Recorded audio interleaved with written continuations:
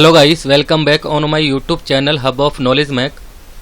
During this session we will discuss about what is scope and how to write scope as per IATF and ISO 9001 clause number 4.3, and along this I will explain you list of exclusions in scope as per clause number 8.3, 833 and 835.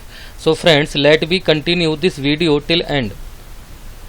दोस्तों, यदि आप अच्छी job ना मिलने के कारण या service में अच्छा इंक्रीमेंट ना मिलने के कारण करियर में पिछड़ रहे हैं, या फिर दोस्तों आप डिग्री डिप्लोमा करने के बाद किसी कारण बस जॉब नहीं कर पाए हैं, तो आप हमारा training centre hub of knowledge Mac join करें।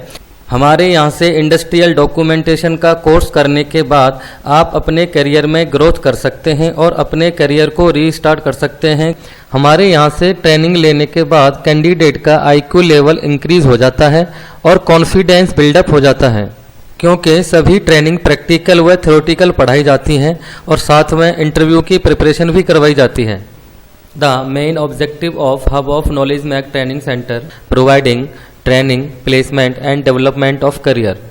First, discuss about what is scope.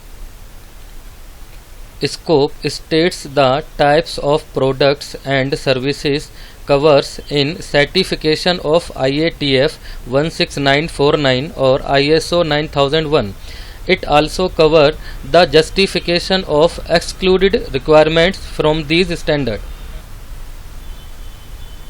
दोस्तों, स्कोप एक दायरा होता है जिसमें कंपनी के द्वारा बनाए जाने वाले प्रोडक्ट व सर्विस के बारे में लिखा जाता है, और जिस रिक्वायरमेंट में कंपनी इन्वॉल्व नहीं होती है बट स्टैंडर्ड में वो रिक्वायरमेंट लिखी होती हैं, उनकी डिटेल भी स्कोप में लिखी जाती हैं।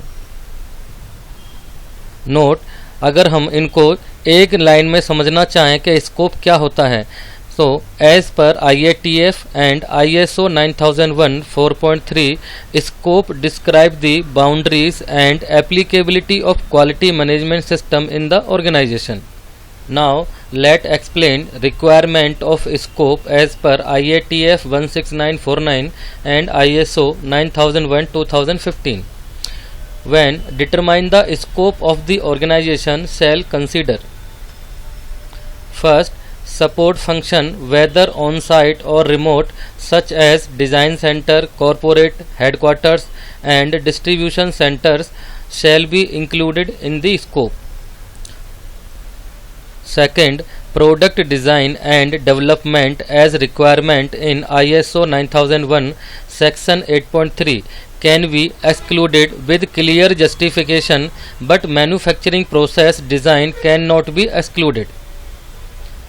Third point is customer specific requirements shall be evaluated and included in the scope.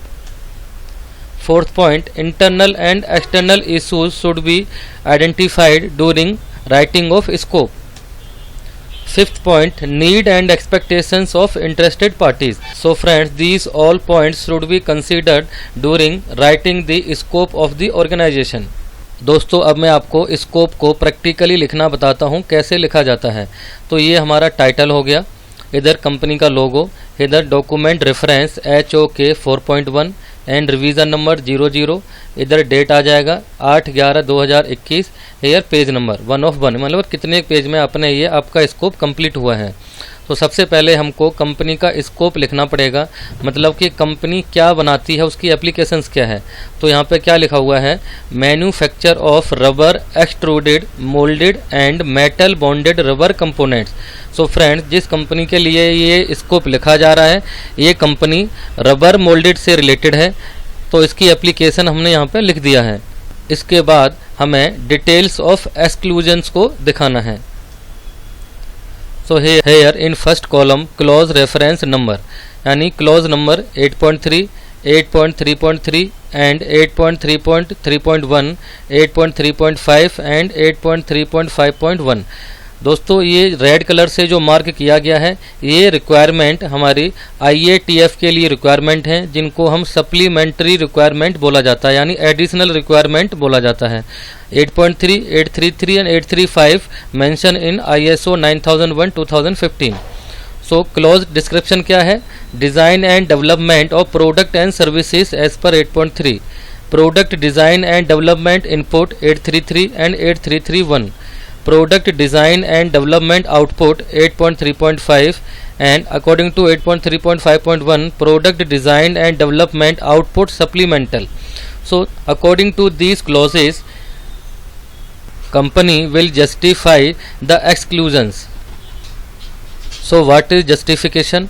The clause 8.3 of International Standard ISO 9001-2015 and IATF 16949 is not applicable to our organization, since the organization presently not undertaking design and development activity of product on its own and only manufacturing products as per the customer provided design documents and specification. The organization has no authority to change or alter any part of the drawing or design document oblique specifications.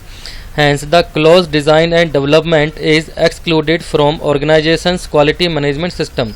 So friends, ये clear justification है कि manufacturer only responsible है product को manufacturing करने के लिए as per the customer given drawing and specification. So product की design के लिए मैन्युफैक्चरर रिस्पॉन्सिबल नहीं होता है. ये क्लियर जस्टिफिकेशन हमको स्कोप में लिखना पड़ता है. तो दोस्तों आपको समझ आ गया होगा स्कोप कैसे लिखा जाए. क्यों Rohit from Ballabhgarh. I have recently completed my training from Hub of Knowledge MAC. Friends, if I talk about my training experience, it was really very nice with Mr. S.K Sharma. He is a very nice person. He is the best teacher in the field of industrial training and documentation. Friends, if you want to learn from zero to hero, then this is the best place for take off your career at peak. This is Jairam from Bangalore. I have successfully completed online course from Mr. S.K Sharma. After completing online course, drastic improvement in my career. Thank you above knowledge MAC team.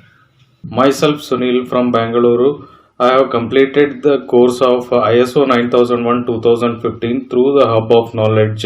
I am Subhasis. I am from Madhya Pradesh. I have done online training course. It's very useful. Hi, my name is Ashutosh Rai from Faridabad. I have completed my online training course. It's really a future maker training center. My name is Swapnil from Pune. I have completed my online training course. No doubt, this is a future making training center. Hi, my name is Manish from Bahadurgarh. I am doing online documentation training course under the guidance of Mr. S.K Sharma sir. And I am Uben Singh Yadav from Ballabgarh. I have completed my online trainings